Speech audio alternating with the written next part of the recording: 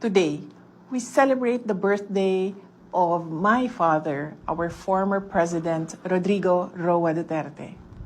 To all the parallel support groups, volunteers, and the millions of Filipinos here and abroad who organized celebrations to honor him, maraming salamat sa inyong walang sawang pagmamahal at katapatan. Your loyalty to him is a testament to a leadership that truly prioritized the safety and dignity of every Filipino family.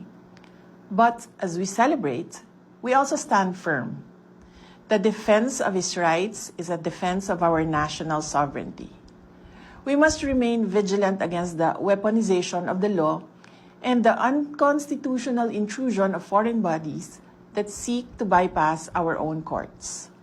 Our justice system must remain independent, serving only the mandate of the Filipino people and never the interests of foreign powers. To the Filipino people, thank you for being our strength. Through the storms and challenges, your resilience remains our inspiration. Patuloy nating ipaglaban ang dangal ng ating bansa. Mahalin natin ang Pilipinas para sa Diyos, sa bayan at sa bawat pamilyang Pilipino. Syukran. Happy, happy birthday. Happy, happy birthday to you. Nang minsan ang dating Pangulo ay magbigay ng paalala sa pagtago ng arma, sabay mag-ingat sa pagdala at baka raw ay may maputol pa. Sundin na lang ninyo yung style na dito ilagay sa... Pero bantay kayo kaya kung dito sa gitna, dyan na lang nilalagay sa gitna eh. Ang baka nakakap, nakalimutan mong ilak. Kung mawala yung utin mo, magpakamatay ka na lang rin. Balik patay ka na yan. Aanhin mo nga naman ng madaming medalya kung si Junjun ay wala na. Mali ka pa, purma ka pa. Medal of honor, valor. Tapos wala ng utin. Bali, wala na yan. Diba? Tuloy mo na. Good vibes naman ang hatid nitong ating susunod na eksena. Tagaktak ang pawis ni Chavit Singson nang ma-hotseat siya. Sa kanyang Hokage moves na sana, pati dating Pangulo ay updated sa ginawa niya. Narvacan Municipal Mayor Luis Chavit Singson, Sir.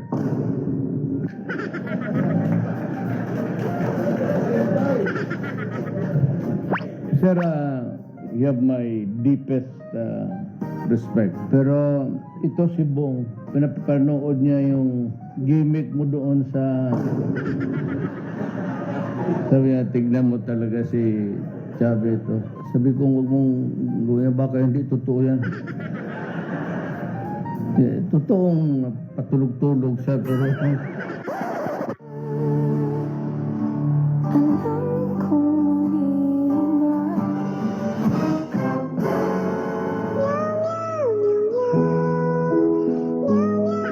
At dahil gimmick ni Chavit ay nagmintis, better luck na lang next time and May the next mission be accomplished. kilala ng marami si Pangulong Duterte bilang matapang at tigasin, pero hindi alam ng iilan na siya ay minsan nang lumambot rin. Ako, bakla ako noon. Sino ang bakla dito? Walang yan. Sino ba? Nag-admita na nga ako eh. Bakla man ako noon. Mabuhay ang bakla ng Pilipinas! Di kalaunan, pagiging malambot ay nalabanan nang si Mutya ay kanyang maibigan. Pero nagamot ko ang sarili ko. Nung nakita ko si Mutya, sabi ko ito na. Naging lalaki ako ulit.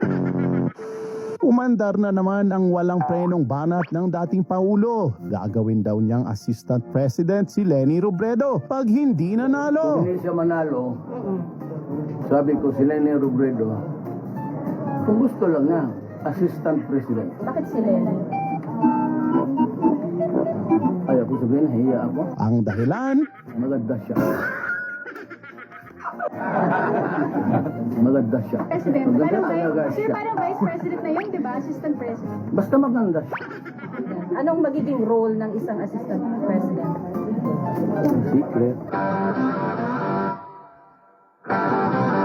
Pero wag daw seryosohin dahil nanggo-good time lang daw ang dating Pangulo. I'm sorry. I hope, Lene, do not be offended. I'm just shooting the breeze with these guys.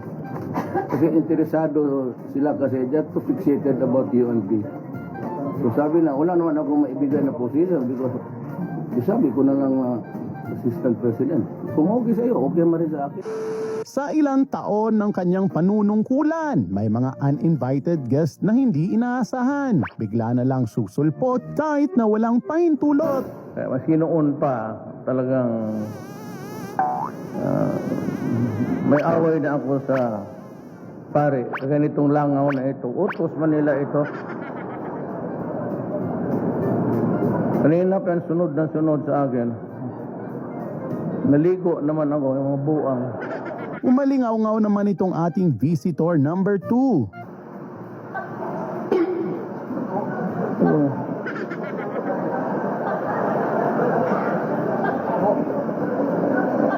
Lente nga taga Bacolod neng Guladala ka ng toko dito. Itong ating visitor number 3 ay masyadong istorbo. Kumapit ng maigi, baka dumapo ito sa inyo. With Amy Marcos.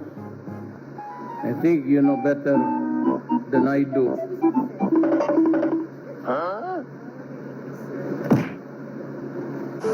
Alam naman nating si PRRD ay may kaedaran na. Kaya sa panayam na ito ng GMA7, edad ang topic ng istorya. May tatay ka? Oo. Anong taon siya namatay? 74. 74 ako ah. Kung bibiro dyan, ma'am. Wala, tatay niya yun, tatay niya yun. Sinadya mo siguro.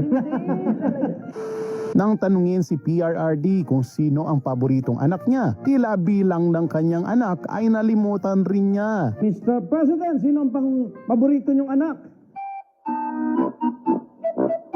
Silang tatlo. Mr. President, Apat. Ano? Okay. Teka, okay lang. Take two. Sino ang paborito niyong anak? Ayun ang mga biglaan. Apat. Nang mapunta ang usapan sa pagiging valedictorian, dating Pangulo sa pag-aaral ay chilang. Took me 7 years sa high school. Palak ba lang. Sabi ng nanay ko, Rodrigo, ang teacher yun eh. Wala ka na pag-asa sabi ko siya, 75. Tumatama na yan. Basta makaakyat lang, parang hagdanan niya eh. Kung hindi ka makailangan na mag-95 malayo, ulog ka ba dyan? Nandahan lang. Kahit para maging kargador sa pantalan ay okay lang daw basta may bigayan. Si kargador, gusto mo? Sabi ko, basta bayaran lang ako, sige karga ko. Okay naman yan. Talaga namang bilog ang mundo. Ang ninanais na maging kargador ngayon ay isa ng Pangulo. Doresa sa valedictorian, pag-graduate. Puro yan sila valedictorian. So tignan mo ang buhay. Trabahante ko lahat.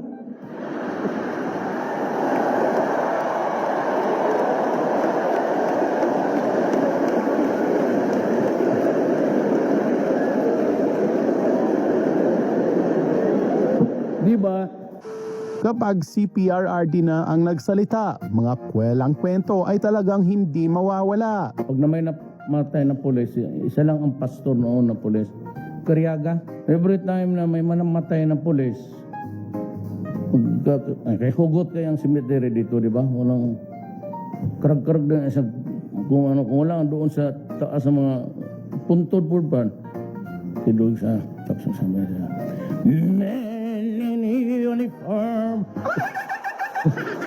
Kasayo ba na ito magmulto? O talaga yung may pa-shaking ko sa nang... Abay syempre, si PRRD ay hindi pa nakontento. Isa pa nga ng iyong kwento. Man in uniform. Murag itakig. At dito na nagtatapos mga eksenang hitik sa kaganapan. Sa ating paghahanap, good vibes ang natagpuan.